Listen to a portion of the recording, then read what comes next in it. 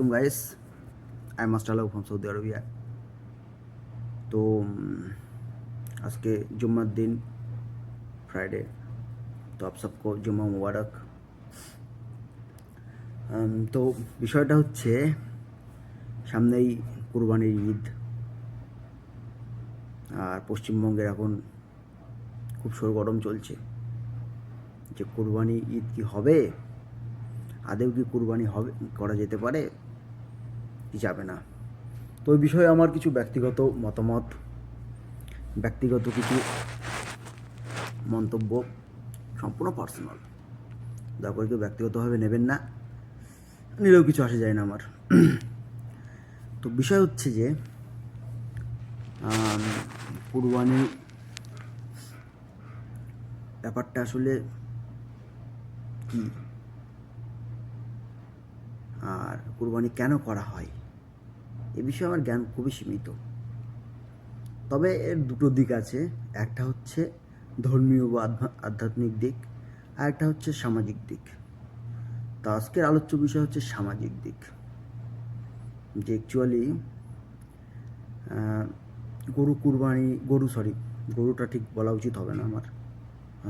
Actually কুরবানিটা কেন করা হতো বা কেন করা হয়। অ্যাকচুয়ালি প্রাচীনকালে মানে এমন হতদরিদ্র মানুষ থাকতো যারা কিনা সারা বছরেও একবার হলেও মাংস বা গোস্ত খেতে পেত না। তৎকালীন সময় মোহাম্মদ সাহেব বা তারও আগে থেকে, ইসলামের শুরু থেকে, তো কিছু বৃত্তশীল মুসলমানরা এবং তাদের ধর্মীয় কালচার অর্গানাইজেশনকে প্রমোট করার জন্য সামাজিকভাবে যে তারা গরু কুরবানি করতো। একটা ধার্মিক দিক তো একটা আধ্যাত্মিক দিক আছেই, বাদ বাকি যে গোস্তটা যে মাংসটা বাঁচত সেটা গরিব মানুষের মধ্যে বিতরণ করে দিত, যারা কিনা বছরে অন্তত একদিন হলেও মাংস বা গোস্ত খেতে পারে। তো এটা হচ্ছে সামাজিক দিক, যেই কারণেই বেসিক্যালি এই কারণেই সামাজিক প্রেক্ষাপটের কথা আমি বললাম যে বারবার গরু চলে আসছে, সরি, কুরবানি করা হতো। কারণ অ্যাকচুয়ালি কী বলুন তো, আমাদের পশ্চিমবঙ্গ তথা ভারতবর্ষে অন্য অন্য পশুগুলো তো খুব একটা সহজলভ্য নয়। যেমন যেগুলো হচ্ছে উট বলতে পারেন, দুম্বা বলতে পারেন, ভেড়া বা ছাগল বা আরও এই জাতীয় যে সমস্ত পশুগুলো আছে, বাফেলো, তো এগুলো আমাদের তো খুব একটা সহজলভ্য নয়। তো আমাদের পশ্চিমবঙ্গ তথা ভারতবর্ষে সহজলভ্য একটু গরুটা একটু সহজলভ্য ছিল। তো তো এই ট্রেন্ডটা আর কি আমাদের মধ্যে চলে আসে। তো ওই জন্য আমি ক্ষমা চাইছি। অ্যাকচুয়ালি গরু কুরবানি ঈদ মানে গরু কুরবানি ঈদ নয়। এটা যারা ভাবেন যে কুরবানি ঈদ মানে হচ্ছে গরু কুরবানি ঈদ, এটা ঠিক না। কুরবানি বলতে যে কোনো ধরনের প্রাণী, অ্যানিম্যাল যেটা কিনা হালাল, সেটাকে আপনি কুরবানি করতে পারেন এবং তার যে গোস্তটা আপনি গরিব দরিদ্রদের মধ্যে বিতরণ করবেন। এটা হচ্ছে মোটামুটিভাবে আমার যতটা ধারণা, এটাই হচ্ছে কুরবানি দেওয়ার সামাজিক উদ্দেশ্য বা সামাজিক প্রেক্ষাপট। এবার হচ্ছে আসি, একটু হালকা করে একটু আলোচনা করব যে বর্তমানে গভর্নমেন্ট অনেক রুলস রেগুলেশন নিয়ে আসছে, অনেক প্রশংসনীয় কিছু রুলস রেগুলেশন বা কিছুটা নিন্দনীয় কিছু রুলস রেগুলেশন আছে, বা নেগেটিভ পজিটিভ সব দিকই থাকে সমস্ত কিছুর মধ্যেই।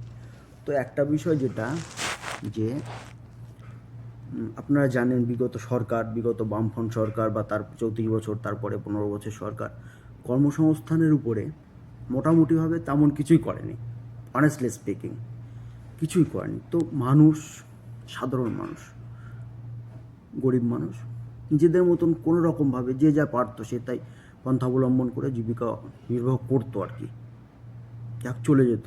তাদের মধ্যে একটা একাংশ বলতে একটা ভালো পার্সেন্টেজ, যদি আমি ভুল না হই, মোটামুটি পশ্চিমবঙ্গের এক্স্যাক্ট ডাটা আমার কাছে নেই, তো ভারতবর্ষের যে ডাটাটা হচ্ছে 8.8% মানুষ যারা কিনা পশুপালনের সঙ্গে প্রত্যক্ষ পরোক্ষভাবে যুক্ত। তো পশ্চিমবঙ্গে আমি অ্যাভারেজটাই ধরে নিলাম ওটাই।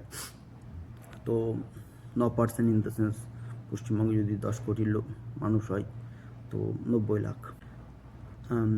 তো মোটামুটিভাবে 8% 9% মানুষ প্রত্যক্ষ পরোক্ষভাবে পশুপালনের সঙ্গে যুক্ত। তো সাডেনলি যখন সাডেনলি আমি কথাটা নিয়ে আসি, সাডেনলি মানে হঠাৎ করে যখন একটা আইন আনা হচ্ছে, তার ড্রব্যাকগুলো যদি বিচার বিবেচনা না করা হয় তাহলে বেশ কিছু প্রবলেম বা ক্ষতি হতে পারে, সেগুলোই আমি একটু আলোচনা করতে চাইছি। তো বিষয়টা হচ্ছে যে অনেকে আমি দেখেছি সোশ্যাল মিডিয়ায় দেখলাম, অনেক ভিডিও দেখলাম, আপনারাও নিশ্চয়ই দেখছেন যে কেউ 15 লাখ টাকা, কেউ 10 লাখ 20 লাখ টাকা ঋণ করে গোখামার করে রেখেছে। তো গোখামার করে রেখেছে তারা কিন্তু এই সিজনটার জন্য অপেক্ষা করে। যেমন ছাগলের খামারটা, যেমন নবমীটা একটা ভালো একটা সিজন বা মরশুম বলা যেতে পারে, ঠিক গরুর ক্ষেত্রেও যদি বলা যেতে পারে। তো এই বকরি ঈদটা একটা ভালো একটা মৌসুম হিসেবে আমরা ধরতে পারি আর কি। তো সেক্ষেত্রে সাডেনলি যদি এটা বন্ধ করে দেওয়া হয় তো একটা মার্কেটের উপরে, একটা অর্থনীতির উপরে, একটা বিশাল একটা জনসমষ্টি বা জনগোষ্ঠীর উপরে এর প্রভাব পড়ছে। তো এই বিষয়টা আমি একটু গভর্নমেন্টের কাছে রিকোয়েস্ট থাকবে যে এই বিষয়টা আপনারা একটু বিবেচনা করবেন, কারণ এটা রুজি রোজগারের সঙ্গে আমি আগেও বলেছি যে বিগত সরকারগুলো তেমন কর্মসংস্থানের জন্য কিছুই করেনি। তো হঠাৎ করে একটা গভর্নমেন্ট চেঞ্জ হয়েছে, তো মানুষ সেই টেন্ডেন্সিটা মানে যে কোনো কিছু একটা করে খাওয়ার একটা টেন্ডেন্সি সেটা তাদের মধ্যে ছিল। হঠাৎ করে যদি এই সমস্তগুলো সাডেনলি বন্ধ হয়ে যায়, আপনারা করুন, আমার কোনো সমস্যা নেই, আপনাদের গভর্নমেন্টেরকে আমরা সাপোর্ট করব।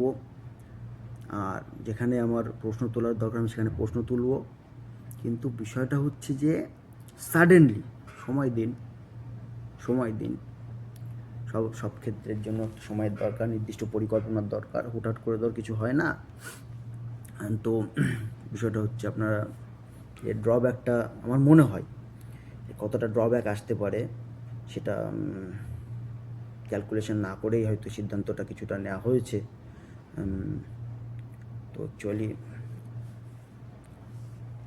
এই হচ্ছে বিষয়।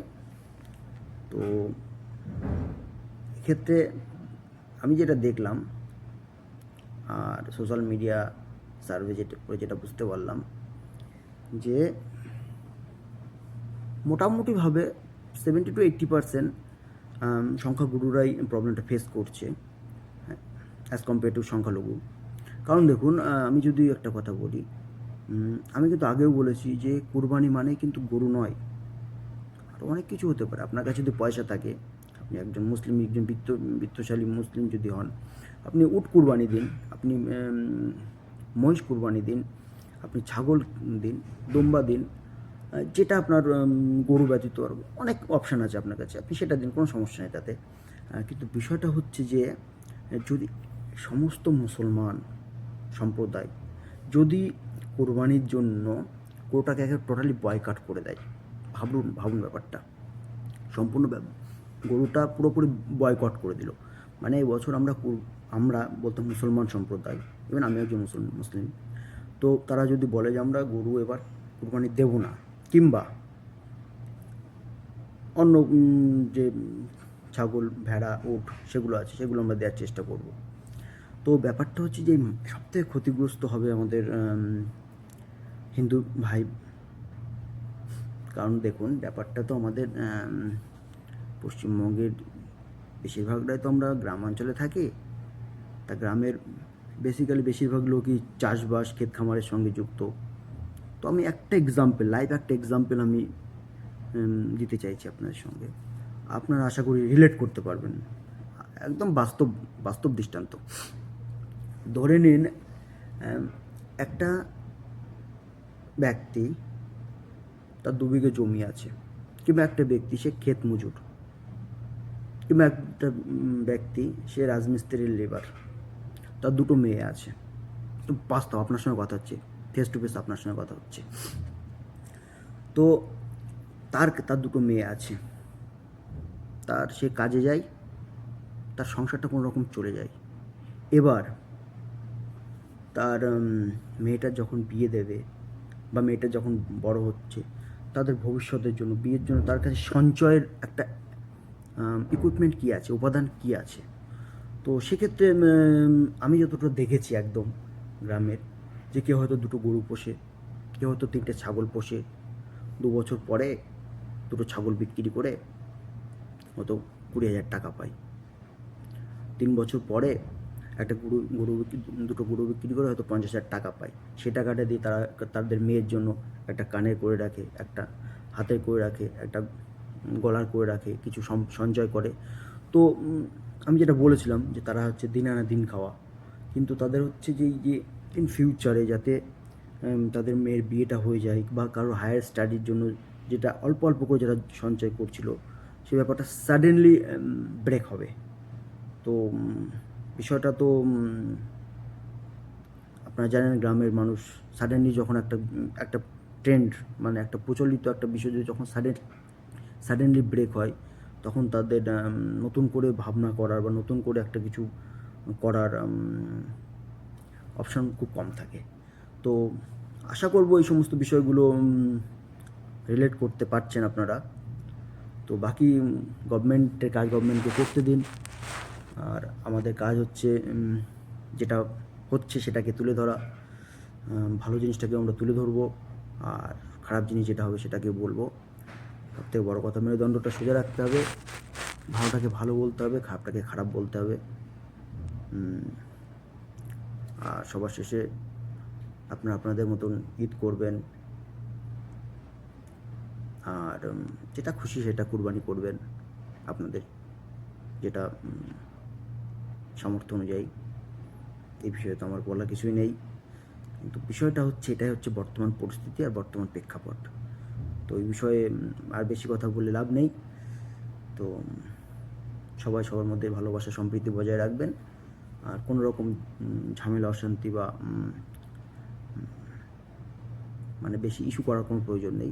কিপ ইট সিম্পল, বিষয়টাকে সাধারণভাবে রাখুন, আর ঠিক আছে, অসুবিধা নেই। আসসালামু আলাইকুম।